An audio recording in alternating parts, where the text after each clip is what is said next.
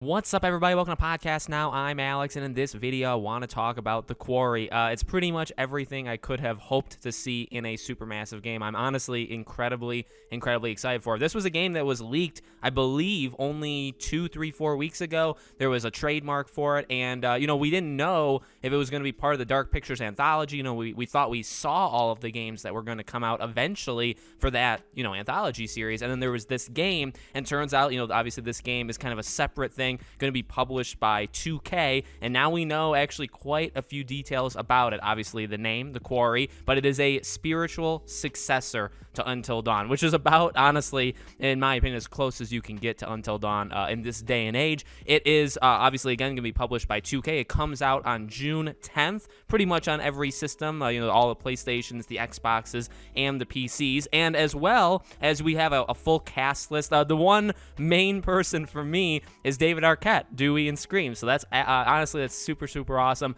Brenda Song is in it. Justice Smith. There's actually quite a few notable people in this. Just like, even I would argue Until Dawn, right? That had a couple standout names, Hayden Panettiere, etc. But the game looks cool. Now it looks campy. I mean, firstly, it is literally at a summer camp, as you can see from the trailer, and they talked about a bit. It's the last night of a summer camp stay. Obviously, a lot of stuff goes wrong. There are 9 playable characters in this game. They can all die, just like in Until Dawn. They can all die. If the characters can actually die relatively early on too, or you can kill all of them, and they estimate that if you got them all killed and you got some of them killed off pretty early, the game would take around 7 hours. If you can make it, the game may take around 10 or so hours, and that's how long they kind of think that it'll take people to beat the game. But they're taking a lot of inspiration from Until Dawn. It's co-op, both locally and online, so a lot like the Dark Picture anthology. And I mean, it just looked, to me, this game looks awesome. Now, again, it does look kind of cheesy. It does look kind of campy. Specifically, I think even David Arquette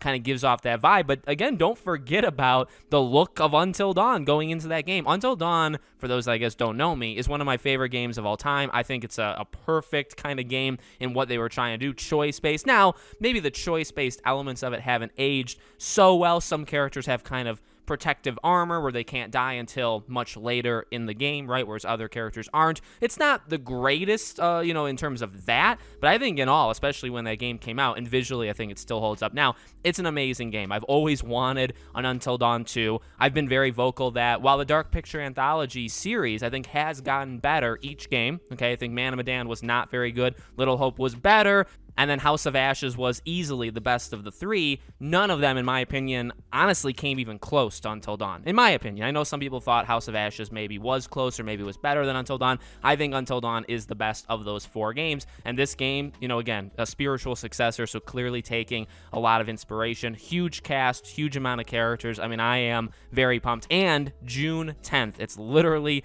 right around the corner. It also, final thing I guess I'll say, it gives me a lot of confidence now, right? Because I've been coming around to Supermassive, and I've always given them kind of tough love. I think they're an incredibly talented developer. But remember, even with the Dark Pictures anthology, 8 games, 4 years. That was the original idea. Well, this time, as we're, I guess where we are right now in history, by the time this next game, The Devil in Me, comes out, it'll be 4 years, 4 games. So we still have 4 more games in the Dark Pictures anthology, and that's if they don't add more to it. We know The Devil in Me is the season finale of season 1, the season finale, and then there'll be a season 2, which will be, the next, you'd imagine, right? The next 4 games. So while that's not gone according to plan, that's not gone even close to what they said it was going to be, right? Again, we should have been done by now. This actually would have been the final year in that thing. But, at the same time, just to kind of give them the benefit of the doubt, there's been a lot of stuff going on the last 2 years that could have ruined things, right? But now you have that coming out. The Devil in Me is still coming out in the fall, and now there's this on June 10th, right? Kind of an entirely separate thing, a game that is slightly longer, right? House of Ashes,